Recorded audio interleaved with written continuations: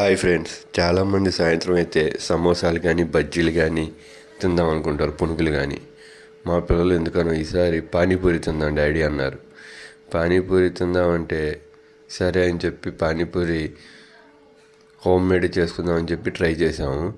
ఇంట్లోనే పూరి చేసుకుని కర్రీ తెచ్చుకున్నాము, కొంచెం చారు కలిపాము. చూసారుగా, అవన్నీ ఇలా డెకరేట్ చేస్తున్నారు అన్నమాట పిల్లలు. హోమ్ మేడ్ పానీపూరి అయితే భలే వచ్చింది. ఫ్రై చేసిన తర్వాత ఒక కవర్లో పెట్టాం, బాల్స్ అన్ని పగిలిపోకుండా ఉంటాయని. హోమ్ మేడ్ పానీపూరి టేస్ట్ అయితే అదిరిపోయింది. మీరు కూడా ట్రై చేయండి. పిల్లలు అయితే ఎంజాయ్ చేస్తూ తిన్నారు. మా అబ్బాయి వేదాంశ అయితే బాగా ఎంజాయ్ చేశాడు. చూడండి, పానీపూరి అని ఎలా తింటున్నాడు. చిన్నపాడు కదా, నోరు సరిపోవట్లేదు. అందుకని సగం సగం కొరికి సగం వాటర్ బయటికి చేస్తున్నాడు. హోమ్ మేడ్ పానీపూరి టేస్ట్ అయితే అదిరిపోయింది. మీరు కూడా ట్రై చేయండి.